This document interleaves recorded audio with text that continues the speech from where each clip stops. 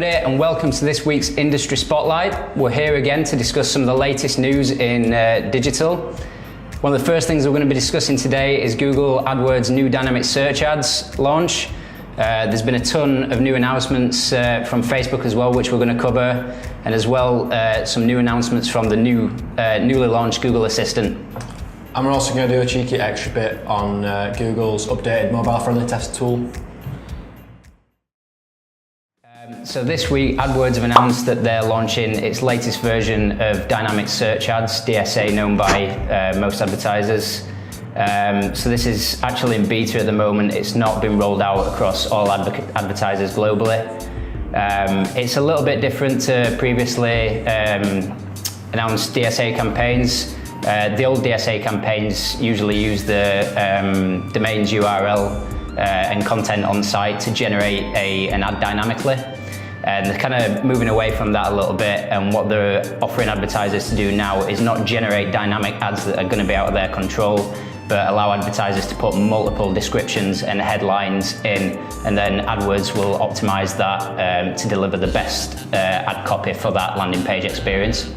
So is that based on the page that the ads are getting situated on? It'll pick the headlines. Is a copy like, is it AI basically? Yeah, it's AI, but as opposed to where the old ones, AI. The old DSA campaigns, you would put a static headline in, and then it would dynamically generate the description for you based on the copy that was on that landing page. Yeah. What this is allowing you to do is put, I think, up to 3 headlines into the body, into the copy.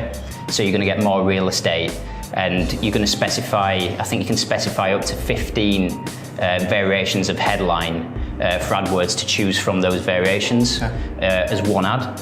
If you can imagine, if you're trying to create all those different ad variations in one ad group, it'd take you forever to do, and the testing to get the best result out of all those different variations would take quite a different, Does the reporting account for showing you which headline was chosen for your returns? Yeah, so it'll give you the reporting on that, and it'll basically mix and match all the headlines and descriptions to formulate the best ad creative. That's good. Yeah. Automated A/B testing. Yeah, it's pretty much. Cool.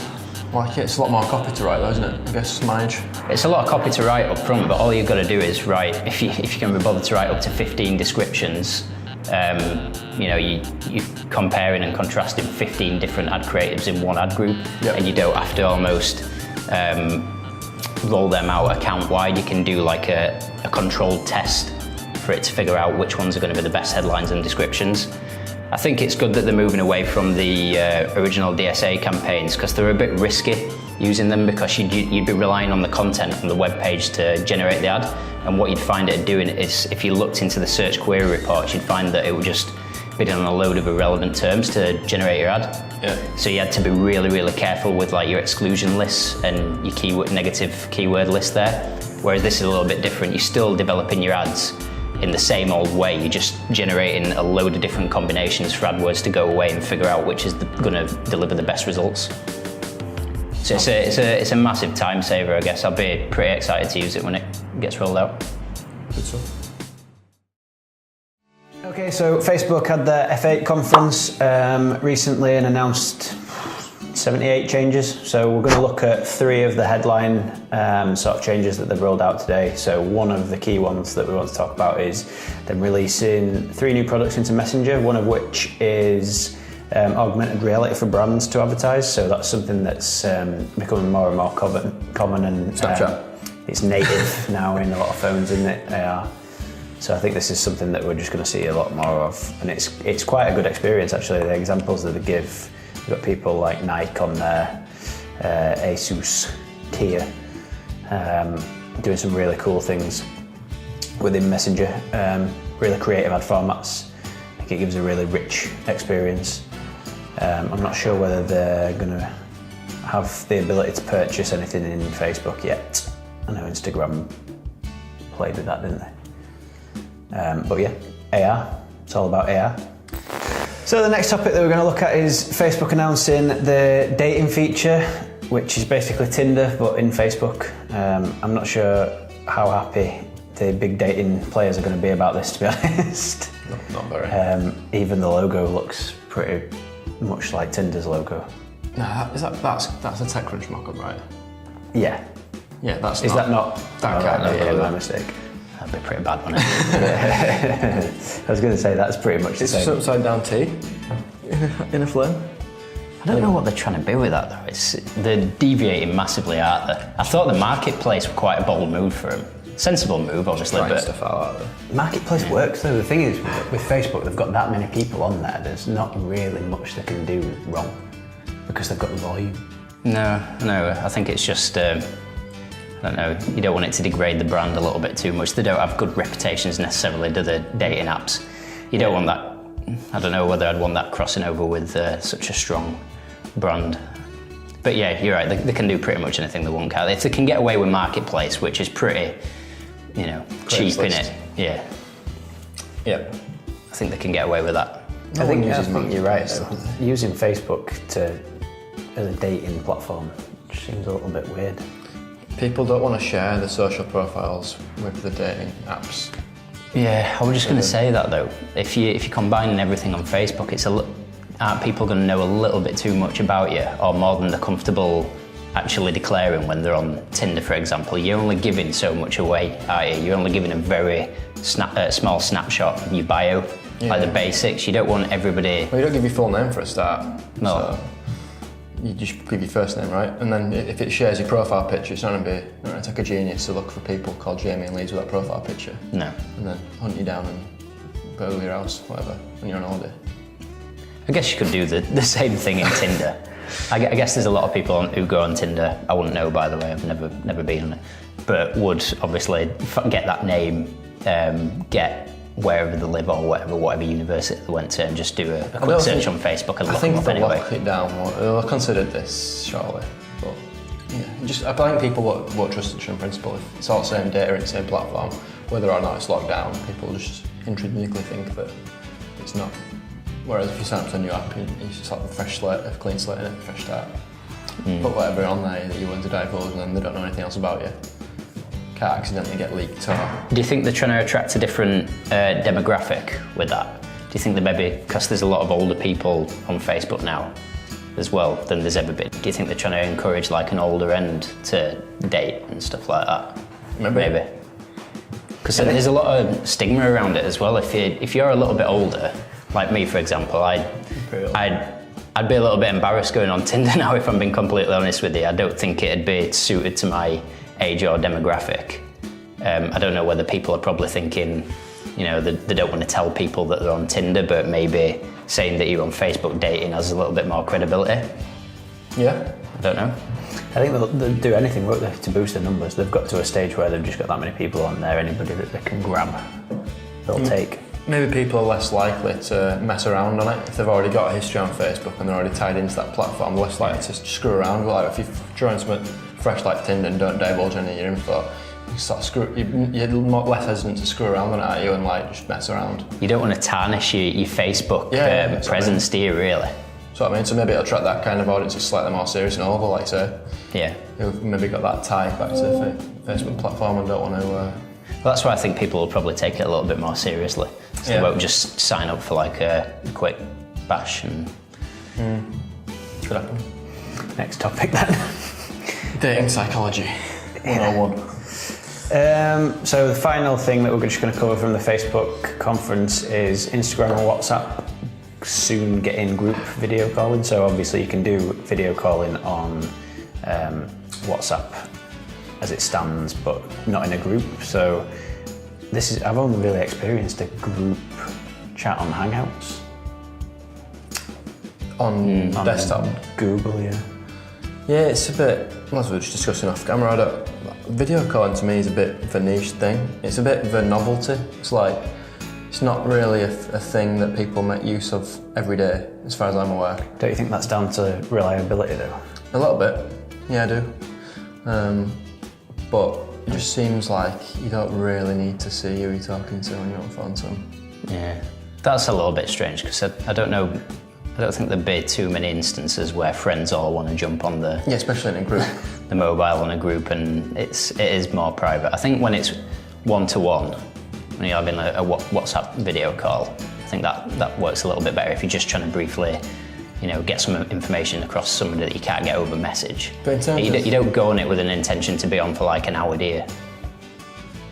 No, but in terms of like group chatting on a casual app like Instagram or WhatsApp, when have you ever had a group voice call on those apps? Never. No one's ever done that, surely, right? Yeah. So why would anyone suddenly want video and voice in a group? But seems like a reading corporate between feature. the lines on this, I was just going to say Facebook have got their business offering work. No one said Facebook about work. that. Did they announce anything for that? Well, I don't know, but it's growing and they are getting market penetration. I think they've released a load of integrations for it. Yeah, there. So even under the radar, they've even integrated Google Drive into it, which is one of the biggest integrations. That last year, that's interesting. What's the Slack on there? And I think them publicly saying, Instagram and WhatsApp are getting group, I reckon that'll then transpose into. So they're going to use Facebook Facebook normal as beta for Facebook work. Yeah. And then that I can see that application then, if they're testing the technology out in the public, they're getting so much data off the back of it, they can then put a product into Facebook for work that works really well. On a side note, I'm sick of people announcing new features that have been done a million times before. Group video chats. If you look down the history of technology, how many times has that been announced as a new feature? It's always interesting when a massive player like Facebook gets hold of it and does something with it though. Like say if they can make it work and it's reliable, it might get a much wider adoption. We'll see. Next thing we're going to cover is Google's demo of a phone call taking place using Google Assistant I think it's called Duplex. Basically, they on stage they demoed it. I'm not sure it was a live demo, was it? They did both. They did a pre-recorded demo, which was the hair salon, and then they run a restaurant live. All right, awesome. Yeah, so you basically got a robot making your bookings for you now, restaurants or hair salons. It's a bit of a weird thing to comprehend. It's absolutely mental when you hear it back. The context that first of all, the robot doesn't sound like a robot; it sounds like a person. And secondly, the context that it puts in the sentences, like it'll pause and it'll go, while it's thinking. It just sounds like you're talking to a person. Yeah, I think that's what weird to me. They've had to achieve, because if it sounded too robotic, people would think it was just some sort of sales call, wouldn't they, or auto dialer or something like that, and you'd just instantly hang up, wouldn't you? But is there then an argument to say Google should integrate full disclosure into that? So when you answer the phone, should it say this is a Google Assistant? Yeah, possibly that. Because you've no way of distinguishing between but then that and a real person. You've then got people who don't even know what a Google Assistant is, and they'll be like, "Oh, I don't understand, sorry," and just start talking back at it. Well, that's a different issue, isn't it? I think. I find this whole thing pretty weird, to be honest. Why would you want an automated system to talk to a human? The amount of work that's gone into this is mind blowing. So I just can't understand why they wouldn't just. It's totally off topic, but. Why don't they just build in like a booking platform into Google My Business and it's just an API? And then when you tell an assistant to book you a hair salon appointment at 2 p.m. on Tuesday, it just goes into Google My Business's API that they've built and just says, yeah, it's booked, and then it emails the website administrator or whatever. It's like everything they do though, it's just showcasing the capability more than anything. It's not, nobody actually really uses it, I bet. No. I'd love to see some stats on how many people actually use probably 50% of the functionality that it's capable of. I know I do. Yeah, I just find it weird. Imagine working in a salon and at one point in time it became quite common that you're just getting rung up by robots all the time. It'd be a bit weird, wouldn't it? You wouldn't know though, that's the scary thing. But the robot may as well don't even do any of this AI language processing. The robot may as well just say, this is Google, 2 p.m. Tuesday for Jamie, bye. You don't need a conversation. The next level of that, I guess, would be having some sort of integration or platform that was able to deal with Google Assistant inquiries or bookings or something like that on the other end, rather than a human answering that inquiry or dealing with the assistant inquiry. Well, it just wouldn't be a phone call then, though, would it? It would just be like a booking system. That's what I mean. That's why you should have an API. The reason why people ring up to make hair appointments, surely, is in case, like you guys have like a specific barber, right? And you ring up and go, "Can I have Brian?" And they might say, "Yeah, no, you can't have him at that time. You've got to come on Wednesday. He's having his tea." Then I can get Brian anytime. I take well. Yeah. So when you ring up and it's not you, it's not Chris's voice, it's a robot. And you go, "I want Brian," and they'll go, "No, you can't have him there." You know what I mean? It's not the same, is it? There's no affinity, and there's no I didn't even watch this, so I'm glad. Just listen to the voice. What happens if the salon lady says no? We're shut that day. Replies. We figures it out. We'll have next day. It figures it out and proposes like a different date and time and stuff. But what about when they ask like what kind of cut and colour and do they want wet cut, dry cut, red, blow dry, or whatever? Run out of red colour. Yeah. I don't know. I think it's mental. I think we're focusing on the wrong things. I think it's absolutely mind blowing that it's been done. I just don't think it's to this level. I think we're probably going to see a situation out where people will have these in their homes and businesses will have one sat on the desk and then you'll have two talking to each other. Why? Don't use phones anymore. Yeah, I think I agree with you. Just have some sort of booking system. Just have an API in background that just does it. I'm so old. It's good. It's progression, isn't it? That's what they're showcasing. They're showcasing progression, and how many people off the back of seeing that had been absolutely mind blown by it and went out and bought one. It's marketing in it for the next. It's just not what phones are for. But I personally probably would not take advantage of that. In fact, I'd love to see some live examples of that going wrong. Yeah. All right, kid. Well, I think on a broad scale, it's very impressive. It's cool. Conversational technology is gone mental in the last 5-10 years. That translation stuff's the best showcase of this in practice, where you can speak into it in English and it speaks out in Italian or whatever. That's practical. That's really where clever. the application will start coming into its own, but we're way off. I mean, Duplex won't be put into public domain for at least another 2 or 3 years. Yeah, we'll have phones by then. Google are getting very close to becoming Skynet though. It's that's what they're aiming for. Terminator. Yeah. I think the translations thing is really exciting though. I can see how that's practical. That's cool. That. So you can walk into a shop and talk to it and then give it to the shopkeeper. And it's that's cool. It's genuinely useful. How many times do people go away as well and they're absolutely baffled by there's so many instances in the way you just completely mixed up and get things wrong. When the new Pixel phones, you get that earpiece, don't you? And if someone's speaking to another language, don't it pipe it into in English? It's live translation. Yeah, that's cool. That's really cool. If that worked for us, I mean, I've not tried it, but if that worked for us, that's just game changing. If you could walk into any language in any country and just talk to people, if that works. Nobody will learn any other language then. We're all ignorant anyway, aren't we? English. Anyway. Last thing I want to touch on is just an update to Google's mobile-friendly test. This is an online tool that Google offer. Now for a couple of these, there's a page speed test, there's a few others, and there's a mobile-friendly test. Mobile-friendly tests become really important with the emphasis that Google have been placing on search for mobile and mobile first, etc. So they've updated this tool and made it a little bit more clever, because there's always been this hang-up about does it pass JavaScript correctly? I mean, there's sites now that do all kinds of stuff. And historically, Google's not been that good at keeping up to it and indexing it all correctly. So they keep updating this tool, which is great. It's really useful as a developer. And now it basically takes into account more Ajax stuff and more JavaScript stuff. It even shows you the JavaScript dev console. This is something that's just a lot of time saved for developers. So it basically shows you a screenshot of the website too. So it's a great thing to show to clients that you've put emphasis on taking this kind of care and running it by Google's tests. So they give you a big green light and stuff if it's all cool. Clients love that. It's good that Google keep updating these tools. We like it and we use it pretty much every day. It's good. Good little test. It's always good to do your own testing on devices too though, because you got these problems with these tools whereby at the end of the day it's just an emulator. And for example, the user agent is still a Google bot smartphone or something like that, so it's not even an Android user agent or an iOS user agent. And you don't know what websites do with these user agents, and sometimes they sniff them and show you something else. So it's always good to test an actual device, but these tools are a good quick win. It takes 2 seconds. Good. Yeah, anything to add? Nope. Use it, try it, it's easy. It's just Google for Google mobile friendly test. In fact, there's a box that you enter a URL that comes up in the SERP. You notice that? Type in Google mobile friendly test in Google. Oh, it's in the SERP. The box to put your URL in is right there in front of you. You don't have to go onto the tool page. So they're promoting it quite heavily. I don't know what kind of insight they get out of this. Well, they've just moved to a mobile first index as well, so. I don't know what they get out of developers using it though.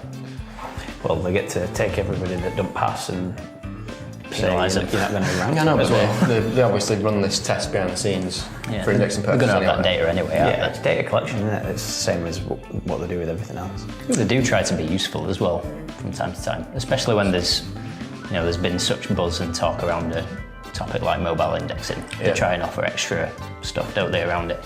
Yeah, I suppose saying that it's not something that, as far as I'm aware, Bing offer. They offer a suite of tools to see how well your website's going to perform in their index. So is there a mobile-friendly test that Bing have produced? Bing? Yeah. Who's that? Exactly. Yeah, just gives developers more confidence in it, I guess. They've got a Webmaster Tools console and stuff like that. Yeah, but they don't have a suite of tools like PageSpeed and stuff, do they? I don't know about the complexity of the tools that they've got available. I guess it just gives developers confidence in it, like I say, in Google's algorithms if they can see these tests themselves. Yeah, that's it. Thanks for watching. This week's Industry Spotlight has been episode 11.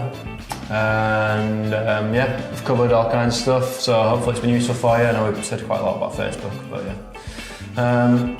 comment below, give us some topics to talk about. If you're interested in anything digital, then we're pretty happy to talk about it. We'll have to research it a bit first, probably. That's it. Cheers. Bye. Hello, everybody, and welcome to this week's Outtakes. Hello, everybody, and welcome to this week's Industry Spotlight. We're here as usual to discuss some of the latest. My mic's plugged in. Yeah. Fuck's sake. Hello, everybody, and welcome to this week's Industry Spotlight. As usual, we're here to discuss some of the latest industry topics in digital. You have to announce what they are. What's the first one? They're on there.